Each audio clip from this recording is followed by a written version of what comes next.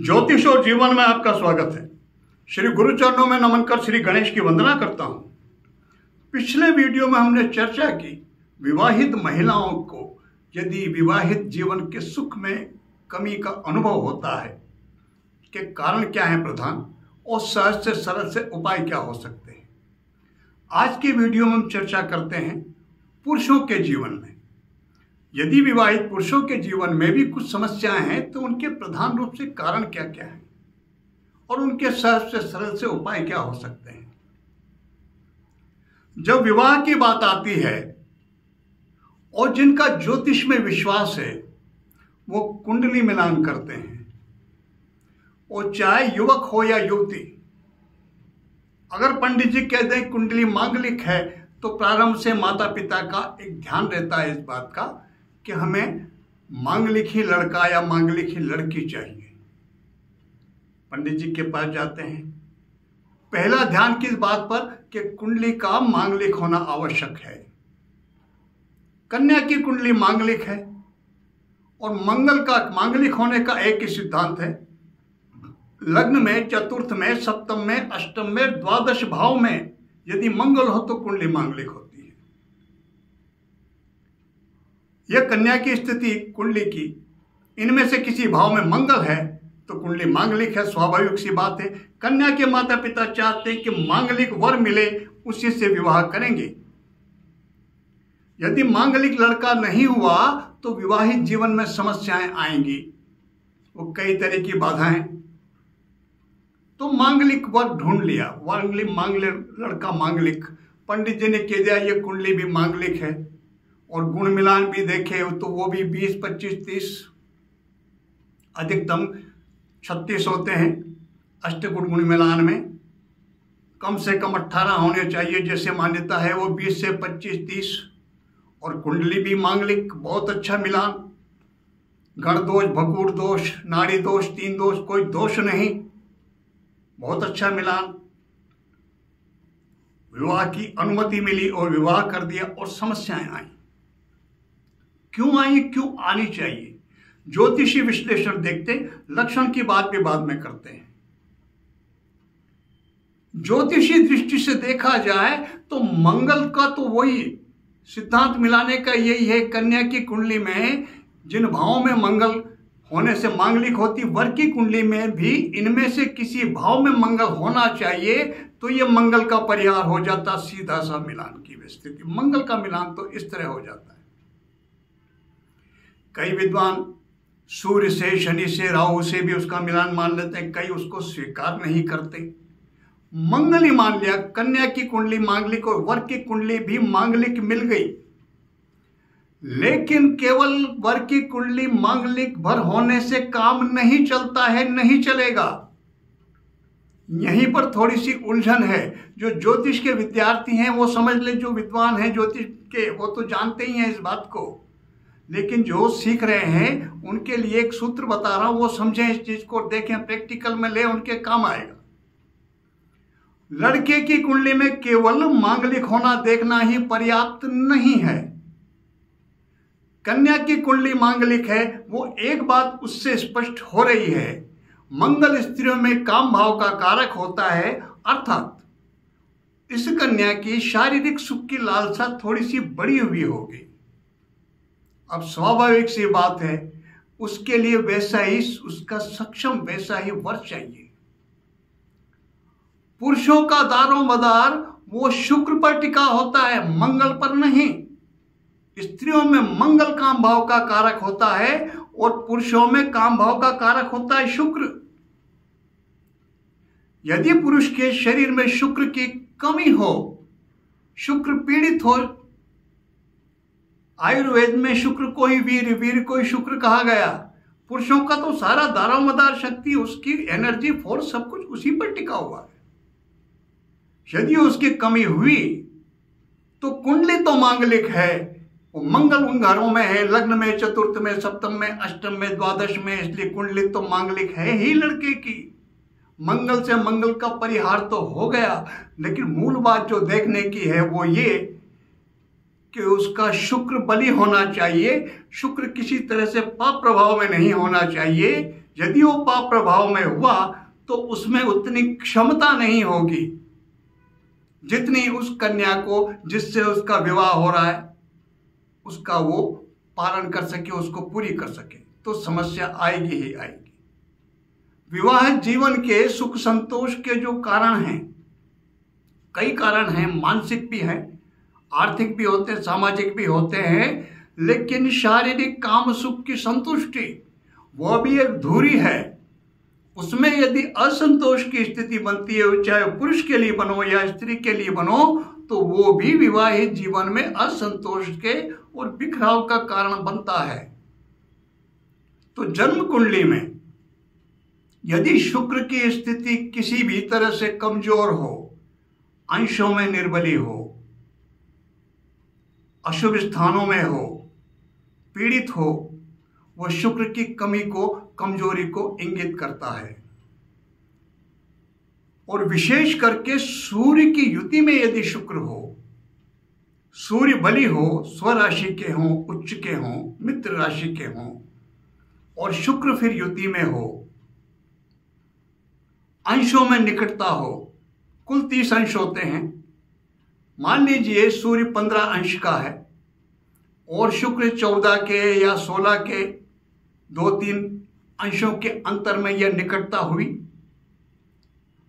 आयु का एक अपना प्रभाव होता है, युवा अवस्था की है कि अपनी स्थिति, लेकिन यह स्थिति बहुत जल्दी शारीरिक कमजोरी ला देती है। यदि शुक्र के इस पाप प्रभाव को, शुक्र की इस कमजोरी को बुध या शनि का भी सहयोग मिल जाए तो वो युवा अवस्था में ही नपुंसकता की स्थिति उत्पन्न कर देता है। ऐसी परिस्थिति में वो चाहे कुंडली मांगलिक है, उससे कोई फर्क नहीं पड़ रहा है।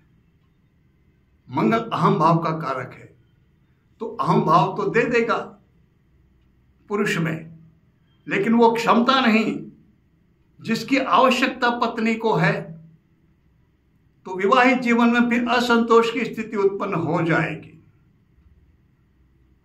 यदि जन्म कुंडली है तो उठा करके देखे, ऐसी कोई समस्या महसूस करता है कोई व्यक्ति आपके उसमें आती, तो आप कुंडली उठा के देखें, यह स्थिति मिलेगी शुक्र की।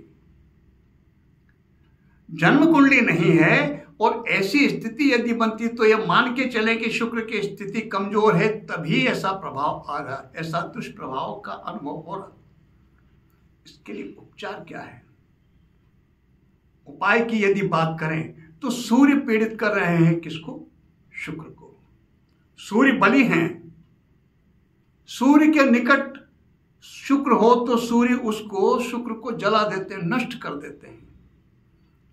जिनके शुक्र सूर्य की युति हो वो लैब में टेस्ट करवा के देखें, स्पर्म काउंटिंग करवा के देख लें, वो कम आएंगे। इसलिए यदि चाहते हैं कि यह स्थिति, इसमें सुधार की स्थिति बने, तो सूर्य की शांति आवश्यक है। सूर्य की तेजी में, प्रखरता में थोड़ी कमी आएगी सूर्य शांति के कारण। सूर्योदय के समय से लेकर के आधे घंटे के अंदर अंदर सूर्य को अर्घ्य देने का नियम बनाएं और स्फटिक की माला पर ओम द्रांग द्रींग द्रौंग सह शुक्राय नमः, इस माला का, इस मंत्र का जप करें। स्फटिक की माला के अभाव में रुद्राक्ष की माला पर किया जा सकता है, लेकिन अच्छे परिणाम स्फटिक की माला पर मिलते हैं। शुक्र की को बल देने के लिए और सूर्य की शांति के लिए अलग से दोनों अलग अलग वीडियो बने हुए हैं, उन्हें देख करके आप पूर्ण रूप से देख करके लाभ ले सकते हैं। यह एक कारण हुआ जो देखते, जन्म कुंडली हो तो देख करके निराकरण हो सकता है, ऐसा अनुभव करते हैं तो उसका ये एक कारण। दूसरा एक कारण और, मेरी उम्र के जो व्यक्ति हैं वो अनुभव का उनको ध्यान होगा, वो ध्यान दे तो एक बात पाएंगे। एक समय था जब अच्छा परिवार है, लड़का पढ़ा लिखा है, शिक्षित है, रूपवान है, गुणवान है, ऐसी अवस्था में उसके पास लड़कियों के, कन्याओं के कई संबंध आते थे। कई परिवार चाहते थे कि हमारी बेटी का संबंध इस परिवार में हो जाए, और लड़के वाला फिर उनमें से छांटता था कि कौन सी किससे किया जाए, लड़की अच्छी कौन सी है, रंग रूप की है, परिवार का है, पढ़ी लिखी शिक्षित, क्या किससे अधिक मिल जाएगा, परिवार संपन्न, ये भी एक कारण रहता था। दहेज की जितना विरोध की बात होती है उतना ही लेन देन का वो बढ़ता जा रहा है। ये आप भी देखते हो, मैं भी देख रहा हूँ, सब जानते हैं इस बात को, ये तब भी था। ये सारी बातें देख करके लड़के वाला चयन करता था कि 4-5 संबंध है, 2-3 संबंध है, 2 हैं 3 हैं, इनमें से किस कन्या से का संबंध उपयुक्त रहेगा हमारी बहू बनने के लिए। आज स्थिति बिल्कुल विपरीत हो चुकी है। आज स्थिति यह है, लड़की वाले के पास प्रपोजल होते हैं लड़कों के, वो देखता है किसका पैकेज अच्छा है, कौन सा लड़का अच्छा है, किसके परिवार में सदस्य कम है, माता पिता मतलब है या कितने निकट हैं वो जाने के, कन्या ये देखती है। ये स्थिति हो चुकी। आज कन्या का पिता, माता पिता वो चयन करते हैं, लड़की चयन करती है। परिस्थिति बिल्कुल बदल चुकी। क्या कारण है इसके पीछे, क्यों हुआ ऐसा? प्रकृति का एक नियम है, 100 कन्याएं जन्म लेती हैं और 112 लड़के जन्म लेते हैं। यह प्रकृति का नियम। और 12-15 वर्ष की आयु आते आते वो 12 लड़के किसी न किसी कारण से, बीमारी से 12 लड़कों की, 12 बच्चों की जो मेल चाइल्ड है उनकी मृत्यु हो जाती है। चिकित्सा की दृष्टि से देखें तो लड़कों की, कन्याओं की जो इम्यूनिटी पावर है, उनकी सहन शक्ति वह बढ़ी हुई होती, बहुत अधिक होती है मेल चाइल्ड की अपेक्षा। बच्चों का, लड़का बच्चों का जो मेल चाइल्ड है उनका बहुत ध्यान रखना पड़ता है। स्वास्थ्य बहुत, उनको किसी भी तरह की समस्या आती ही रहती है। लड़कियों का उतना ध्यान नहीं तो फिर भी वो पल जाती है, बड़ी हो जाती है। उन्हें जीवन में बहुत संघर्ष करना, प्रकृति ने उन्हें स्वाभाविक रूप से बहुत मजबूत बनाया है। लेकिन ये जो टेस्टिंग का चला, हालांकि कानून ने बना करके इसको अवैध घोषित कर दिया। हम देखते हैं पेपर में कभी कभी आते रहते हैं, पकड़े जाते हैं, इसका मतलब चल तो फिर भी रहा है।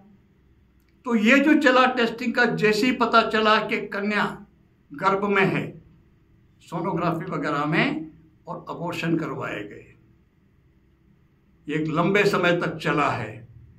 इसने उस प्रकृति का जो वो नियम था बराबर बराबर का, उसको एक तरह से असंतुलित कर दिया, बिगाड़ दिया, उसको डिस्टर्ब कर दिया। कारण, उसका नतीजा, परिणाम ये निकला कि आज के समय में कन्याओं की, लड़कियों की कमी हो गई। कई समाज में तो बहुत बड़ी समस्या है इस मामले में। क्यों हुआ?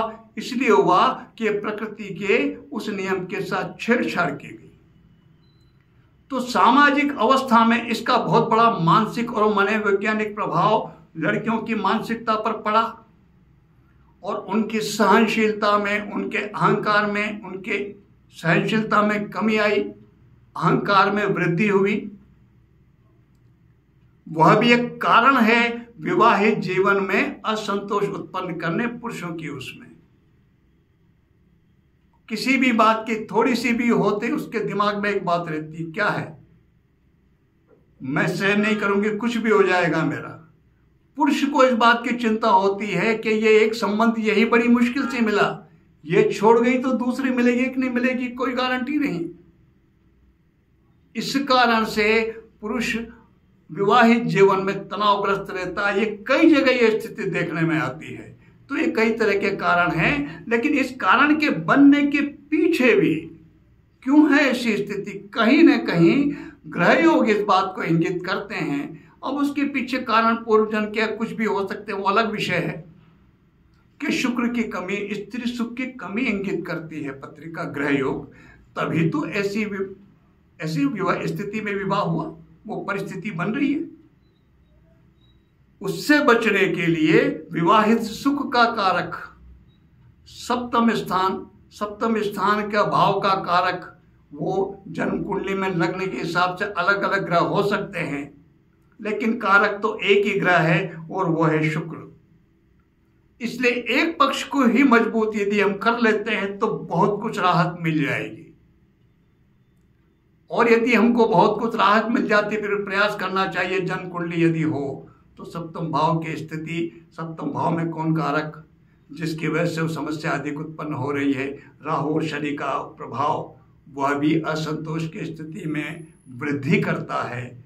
वह एक व्यक्तिगत विश्लेषण अधिक लाभदायक हो सकता है, लेकिन कुंडली हो या ना हो, फिर भी शुक्र की उपासना जिन भी पुरुषों के, जो भी पुरुष विवाहित जीवन में असंतोष का अनुभव करते हैं, उन्हें नियमित, क्योंकि शुक्र को कमजोर करने में सूर्य का बहुत बड़ा योग, सूर्य बहुत सबसे अधिक प्रभावी यदि शुक्र को कमजोर करने में होता है तो वो होता है सूर्य का। तो सूर्य उपासना करनी चाहिए। सूर्य उपासना के और भी कई अच्छे परिणाम मिलेंगे। आत्मविश्वास में वृद्धि होगी, वह भी एक कारण बनेगा असंतोष में कमी करने का, और शुक्र को वो उतना पीड़ित नहीं करेगा। शुक्र मंत्र का जब शुक्र की उपासना, शुक्रवार का व्रत और रविवार का व्रत, रविवार का व्रत करने से सूर्य की शांति होगी और शुक्र का व्रत करने से शुक्र को बल मिलेगा। व्रत और मंत्र जाप, इनकी यही विशिष्टता है। यदि ग्रहों की स्थिति शुभ हो तो उनकी शुभता में वृद्धि करते हैं ये प्रयोग, और यदि उनकी स्थिति अशुभ हो तो उनकी अशुभता में कमी करते हैं। मंत्र जाप और व्रतादि का, दान पुण्य का यही फल है। रत्नों का मामला अलग है। रत्न केवल एक काम करते हैं, और वो करते हैं, वो ग्रह जैसे भी प्रभाव दे रहा है उन प्रभावों में वृद्धि कर देते हैं। मानसिकता में परिवर्तन नहीं लाते हो। सूर्य यदि शुभ फलदायी है और यदि माणक रत्न धारण किया जाए तो सूर्य के शुभ फलों में वृद्धि हो जाएगी। लेकिन यदि सूर्य अशुभ फलदायी है और उसकी शांति के लिए यदि माणक धारण करवाया जाता है, किया जाता, तो वो गलत है। सूर्य अशुभ होने की स्थिति में माणक धारण करने से सूर्य के अशुभ फलों में कमी नहीं होगी। जो अशुभ फल हैं उन्हीं में वृद्धि हो जाएगी। वो केवल रत्न केवल बूस्टअप का काम करता है, उस मानसिकता को परिवर्तित नहीं करता। लेकिन मंत्र जाप, व्रत, दान पुण्य, ये उन ग्रहों के जो वस्तुएं होते हैं उनके दान, उनसे ग्रहों की यदि शुभता में कमी है तो शुभता में वृद्धि हो जाती है। यदि पाप प्रभाव में हो तो पाप प्रभाव में शांति हो जाती है। इन सरल से प्रयोगों को करके देखिए, आप सबके जीवन में जो भी अशांतियां हैं उनसे शांति मिलेगी। मैं सबके सुखी और विवाहित सुख जीवन की कामना करता हूँ। इसी प्रार्थना के साथ मैं आप सबको नमन करता हूँ। नमस्कार।